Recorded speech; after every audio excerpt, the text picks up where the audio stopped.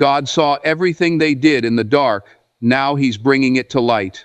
They thought the shadows would protect them, thought private messages stayed private, thought whispered conversations disappeared into the air, thought no one was watching when they twisted your name, plotted your downfall, and celebrated over what they thought was your ending. But heaven has no blind spots. The one who spoke light into existence was in the room they thought was empty. He was reading the messages they thought were deleted. He was sitting in on the meetings they thought were secret. He was counting every tear they caused. And now the timeline has shifted. Now the light is walking toward everything they buried. Now what happened in the dark is coming out in the open. And you, the one they thought they got away with, you're about to watch God set the record straight. You've been through a season where the truth was hidden and the lie was loud. You've been through nights where you couldn't sleep because you kept replaying how it happened. You've been through mornings where you woke up already tired, already grieving, already wondering how people who once broke bread with you could turn around and break your name. You knew what they said wasn't true. You knew the story they told wasn't the story you lived. But you also knew that defending yourself would only feed the fire, so you stayed quiet. You bit your tongue when everything in you wanted to scream. You watched people you trusted pull away without asking you a single question. You watched rooms grow colder. You watched invitations dry up. You watched the version of you they invented start walking around like a real person, while the actual you sat in silence, wounded, misunderstood, unseen. And in that silence, you started to wonder if God noticed. You started to wonder if anyone noticed.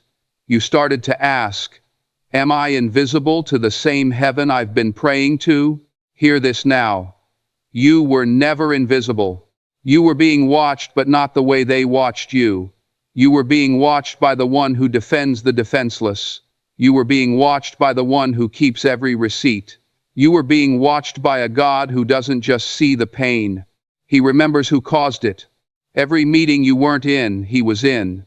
Every group chat that laughed at your name, He was reading. Every phone call where they rewrote your story, He was listening. Every prayer they mocked, every tear they caused, every night they high-fived over your setback, He was writing it down. Because that's what God does. He doesn't just witness what happens in the light. He specializes in what happens in the dark. He sees the fake smiles at the family table. He sees the coworker who claps for you in the meeting and buries you in the DMs. He sees the friend who agreed with your dreams to your face and prayed against them to their pillow. He sees all of it, and He never forgets. You may have felt alone. You may have felt like the truth would never surface. You may have watched the same people who wounded you get promoted, get celebrated, get away with it while you sat in the corner licking wounds no one else could see. But nothing you went through was invisible to God. Nothing you cried about got lost in translation. Nothing you buried in silence stayed buried in heaven's memory. He kept the records. He kept the timestamps. He kept the screenshots you didn't take. Because when God prepares vindication, He doesn't do it based on rumors. He does it based on evidence. And He is the only witness who cannot be discredited, cannot be bribed, cannot be intimidated, and cannot be silenced. So the same silence that felt like defeat was actually protection. The same isolation that felt like abandonment was actually preparation. God was pulling you out of the room so He could deal with what was said in that room without you defending yourself. Because when God is the one bringing it to light, you don't have to say a word. The light does the talking, the light does the exposing, the light does the correcting, and the light is already on its way. Let's talk about how they operated. Because you already know, you lived through it. They wore one face when the lights were on, and a different one when the doors were closed. They laughed at your jokes at the dinner table and dissected your life the moment you left the room. They asked how you were doing not out of care but out of curiosity because they needed material. They needed something to trade the next time they got in the room with someone who would listen. They called it concern when they were really just spreading a story. They called it prayer requests when they were really just gossip with a Christian bow on top. They called it venting when they were really just recruiting people to their version of you. And they thought no one noticed the pattern. They thought their delivery was smooth enough to hide the intent. But God noticed. God noticed every fake, I'm just worried about them. God noticed every, I probably shouldn't say this, but God noticed every between you and me. God heard every sentence that started with love and ended with poison. They were building a version of you that didn't exist. They were feeding it to people who never asked you a question. They were shaping opinions in rooms you weren't allowed into. And the whole time, they thought they were winning. They mistook God's silence for God's absence. They mistook your patience for your permission. They mistook the fact that lightning didn't strike them at the moment they lied as proof that heaven agreed with them. But heaven never agreed. Heaven was gathering. Because that's how God works. He doesn't always interrupt the plot. Sometimes he lets it develop. He lets them keep talking. He lets them keep writing. He lets them build the whole case against you until the case has so many holes it collapses under its own weight. That's not weakness. That's strategy. You have to understand God is not scrambling to defend you. He's not surprised by what they did. He's not caught off guard by their behavior. He watched them plan it. He watched them practice the story before they told it. He watched them rehearse the version they would give if they ever got caught. And he let them. Because a God who exposes prematurely doesn't get the full harvest. A God who exposes at the right time gets the confession, the collapse, and the crowd all at once. They thought darkness was cover. Darkness is a stage. Darkness is where God lets liars perform until the curtain gets pulled. And every private text, every backhanded comment, every plot dressed as concern is being written into a script they don't know is about to be read aloud. Think about what they whispered. Think about who they whispered it to. Think about how confident they were that it would never come back around. That confidence, that arrogance is what God uses against them. Because arrogance always leaves a trail. Arrogance always talks too much. Arrogance always tells one person too many. And that one person is always the person God had waiting. You didn't need to hire an investigator. You didn't need to build a case. You didn't need to send a single message defending yourself. Because when God is your defender, exposure isn't something you chase. It's something that walks toward you on its own timing. And every person they lied to is going to become a witness to how wrong they were.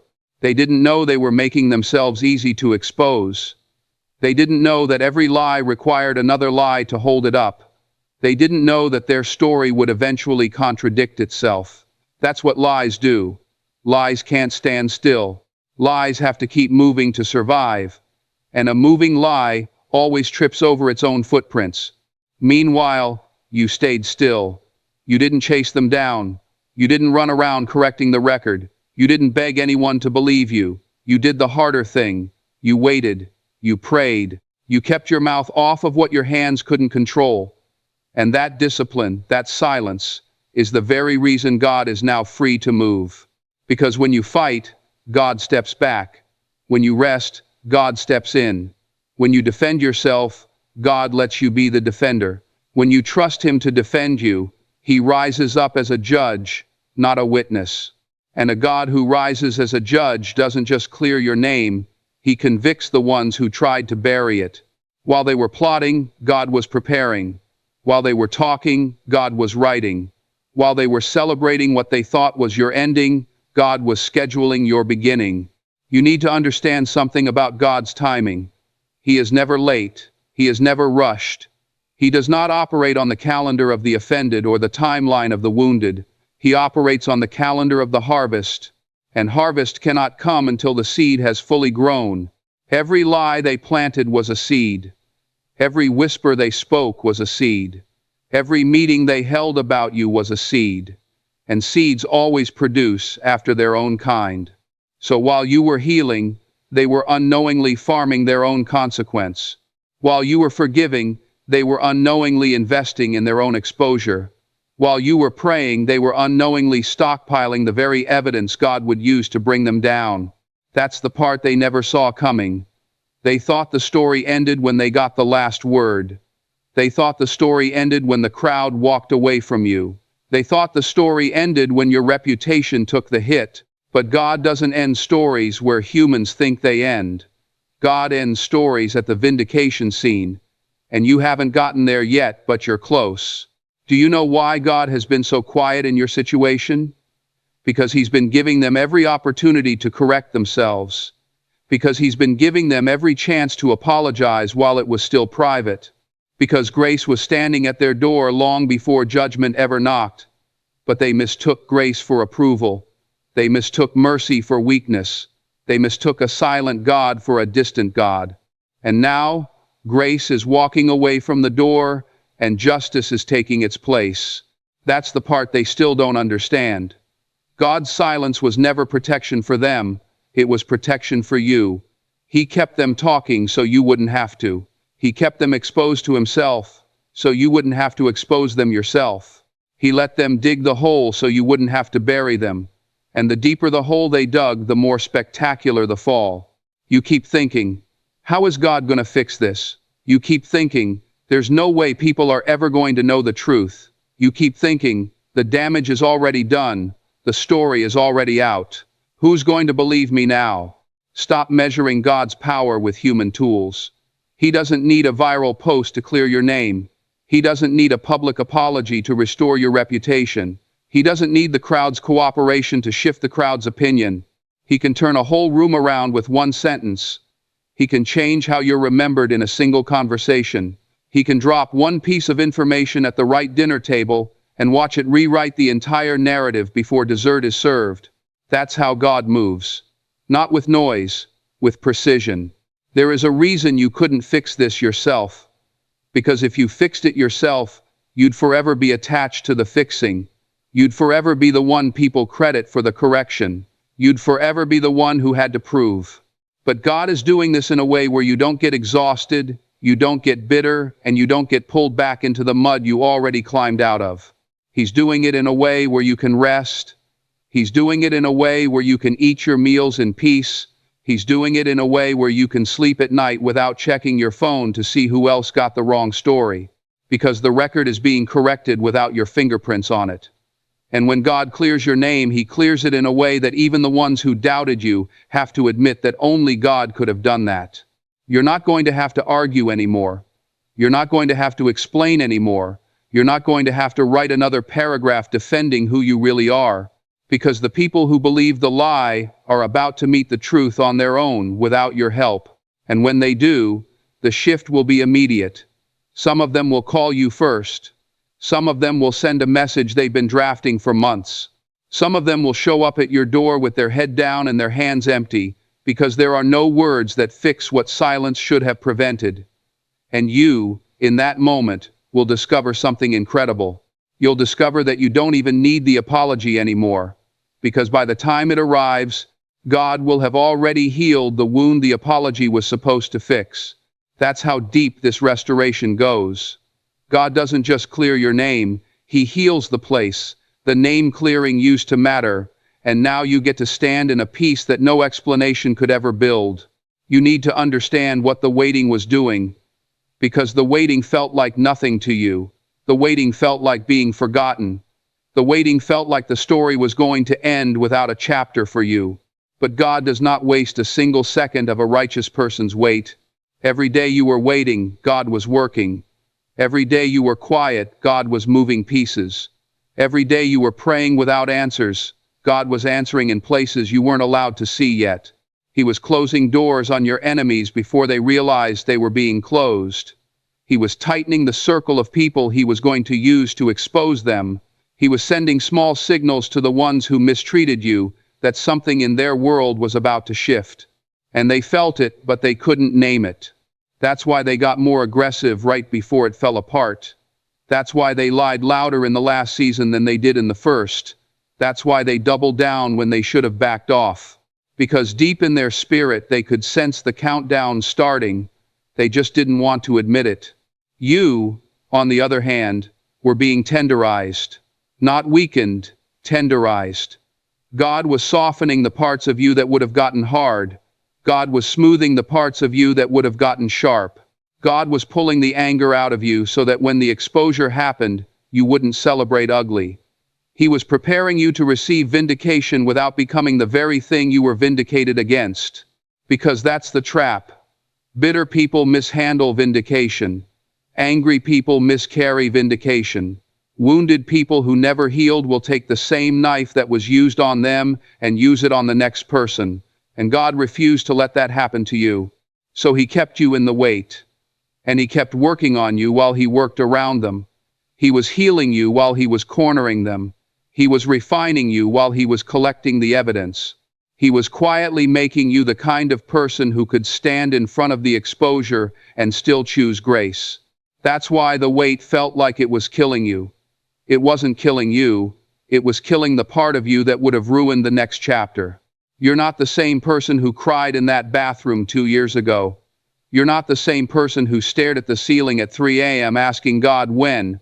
You're not the same person who kept refreshing your phone, hoping for a message that never came. Something died in that wait, and something better was born in its place. Now the ones who caused the wait are about to meet the person the wait produced.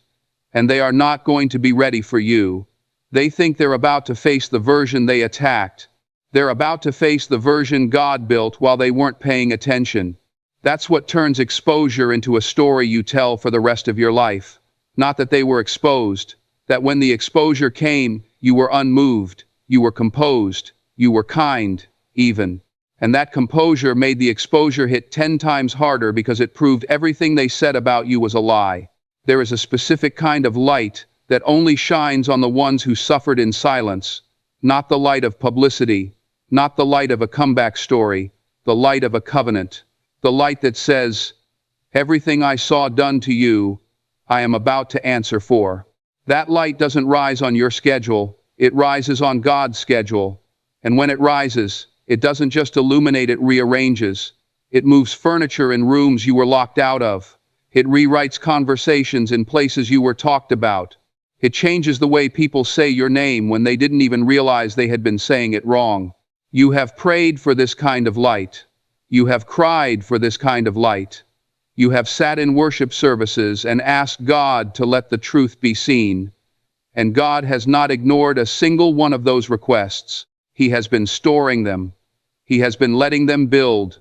Because a prayer prayed in secret produces a light that changes the public. And here is the mercy inside the exposure. God is not just doing this to embarrass them.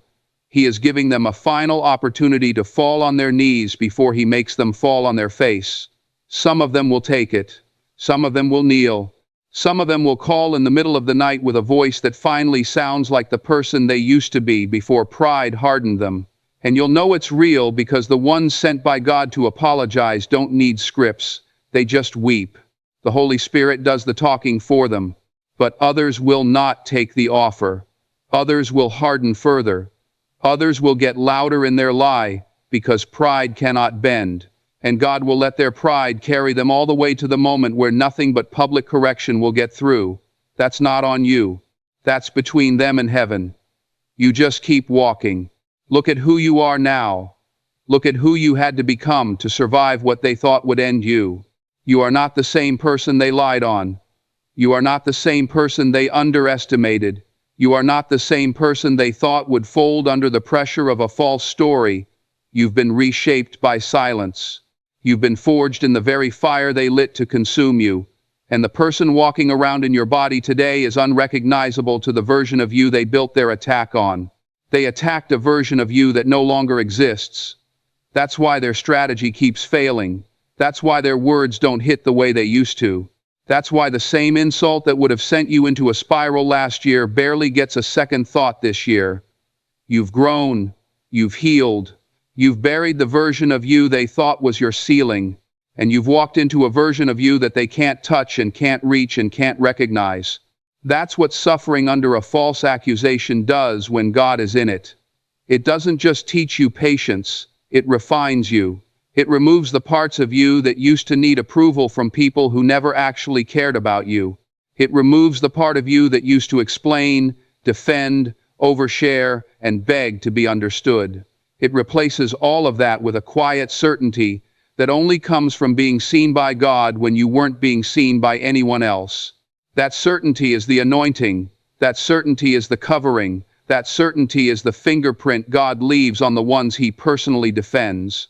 You don't move the way you used to. You don't answer the way you used to. You don't chase clarity the way you used to. You've become a person who trusts the process because you've already lived through worse than what they're currently trying to throw at you. And people can feel it. People can feel that you've been through something. People can feel that you've been alone with God long enough that their noise doesn't shake you anymore. That's why the ones who lied on you are starting to feel uncomfortable. Not because you're doing anything, not because you're saying anything, but because your presence changed. Your presence used to invite explanation. Now your presence commands respect. They can't figure out why the tactics that used to work don't work anymore. They can't figure out why the little jabs don't get a reaction. They can't figure out why you're not shrinking, apologizing, over-explaining, or performing for the crowd the way you used to. And it disturbs them, because a person who has stopped defending themselves is a person heaven has started defending. And they can feel that something has shifted. They just don't know what to call it. Let me tell you what it is. It's the light. The light they thought only shines on their side is now shining on yours. The light they thought only exposes other people is now beginning to expose them. The light doesn't take sides based on popularity. The light takes sides based on truth. And the truth has been with you the whole time. You've stopped needing them to admit you were right. You've stopped needing them to include you in their circles. You've stopped needing them to publicly acknowledge that they were wrong, because your healing is no longer tied to their behavior. Your peace is no longer dependent on their confession. Your identity is no longer built on how they treat you, and that is a level of freedom they cannot manufacture, cannot fake, and cannot steal. They will watch you laugh. They will watch you eat well. They will watch you show up somewhere they didn't invite you and still glow. They will watch you post a picture where you look rested, restored, and untouchable. And they will not be able to reconcile it. They will ask each other, how is she still standing? They will ask each other, how is he still moving forward? They will ask each other, why is God still with them after everything we said? And nobody in their circle will have an answer. Because there is no human answer. The answer is God. The answer has always been God. And God has been rebuilding you in ways they never bothered to notice. You've been through therapy sessions with the Holy Spirit that no counselor could recreate. You've been through prayer nights where your pillow was soaked but your spirit came out lighter. You've been through worship in the middle of the day when nobody was watching because worship was the only thing that could hold your soul together. And all of that, every single hidden moment of your rebuilding is why you look the way you look now. You are the receipt. You are the evidence. You are the visible proof of what God can do with a person who refused to become bitter. And every time somebody sees you in your new season, they see a sermon that doesn't need a pulpit. They see a testimony that doesn't need a microphone. They see a resurrection they weren't invited to but can't stop watching. That's why they can't stop bringing your name up. That's why they can't stop checking your page. That's why they still ask about you, even though they pretend they moved on. Because deep down, they know. They know they misjudged you. They know they underestimated the God on the inside of you. They know that the person they tried to bury is now walking in fruit that they can't even pray for themselves.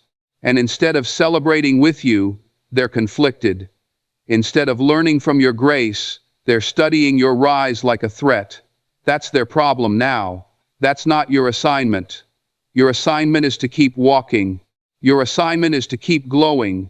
Your assignment is to keep letting God do what God does best, take the ashes and build a throne on top of them. Now let's talk about what's coming. Not what might come, what's coming.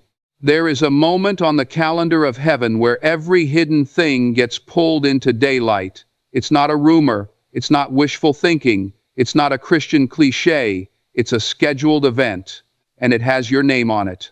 The ones who lied on you are going to sit in a room where the truth walks in without knocking. The ones who twisted your words are going to hear their own words played back in a voice they can't argue with. The ones who plotted in the dark are going to feel the temperature drop as the light enters the room they thought was locked. That's what God does at the vindication scene. He doesn't just prove you were right, He proves it in front of the very people they lied to. And that's the part they never accounted for. Because a private lie only stays powerful as long as it stays believed. And belief is fragile when the truth walks in the room. Watch what's about to happen. People who dismissed you are going to start reaching back out. Some will pretend they never doubted you. Some will pretend they were always on your side. Some will act like they never heard the story that they themselves were repeating. Let them. That's part of the humbling. And God uses that awkward re-entry as a mirror they have to look into every time they see your face. But some of them won't come back polite. Some of them will come back exposed. The receipts will come from a direction they never expected. The confession will come from a person they trusted to stay silent. The proof will surface from a screenshot they thought was deleted. And there will be nothing they can do to stop it. Because when God releases exposure, it doesn't come in one wave. It comes in a series. It keeps coming. Every week, a new piece. Every month, a new confirmation. Every season, a new person who says the sentence you needed years ago, I owe them an apology. And you'll sit in your quiet. You won't gloat. You won't celebrate publicly. You won't send a text saying, I told you so. Because vindication doesn't need commentary. Vindication speaks for itself. And the ones watching you handle it with grace will realize this too. You're not the person they thought you were. You are so much more than the story they were told. Some of the ones who wounded you will lose relationships behind this. Not because you took anything from them, but because the ones who see the truth about them will not stay close to them. The same people who were quick to believe them will become the same people who quietly distance themselves. And they'll wonder how it all fell apart. It fell apart because they built it on a lie, and nothing built on a lie is built to last. You need to be prepared for what will happen when the light hits. Some of them will apologize. Some of them will disappear. Some of them will double down and become more hostile because pride can't handle exposure. And a few of them, the ones who once meant something to you, will send a message you're not going to know how to answer. You'll read it. You'll sit with it. You'll ask God what to do, and whatever He tells you to do, do it. If He says forgive, forgive. If He says respond, respond. If He says leave it, leave it. But don't let them pull you into a conversation that is really just a rescue mission for their reputation. That's not your job. Your job is to keep walking in the light. Your job is to keep resting under the covering. Your job is to keep trusting the God who saw everything they did in the dark. Because He is the one bringing it out, and He doesn't need your help. He never did.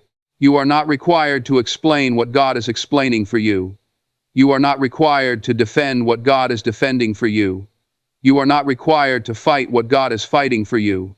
Rest in the vindication. Eat your food. Sleep your sleep. Do your work. Love your people. And let God do the exposing on His schedule.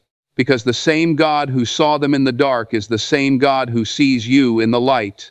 And the God who counts every whisper against you is the same God who counts every prayer for you. He has not forgotten one, and He has not overlooked the other.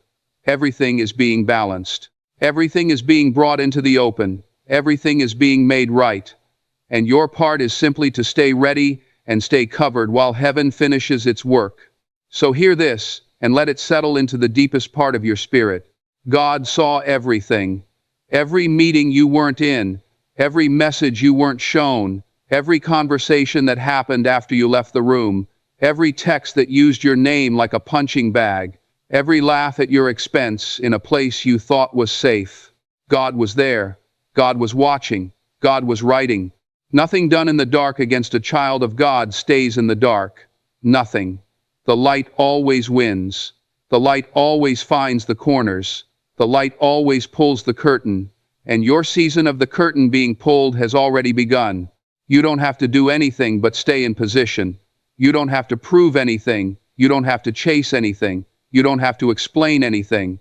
Just stay in the light. Just stay in your prayer. Just stay in your peace. Just stay in the presence of the God who has never once misread your heart. Let the lies collapse. Let the whispers get answered without your voice being in the room. Let the ones who counted you out sit in the discomfort of watching you rise while they can only ask each other, how? The answer, again, is God.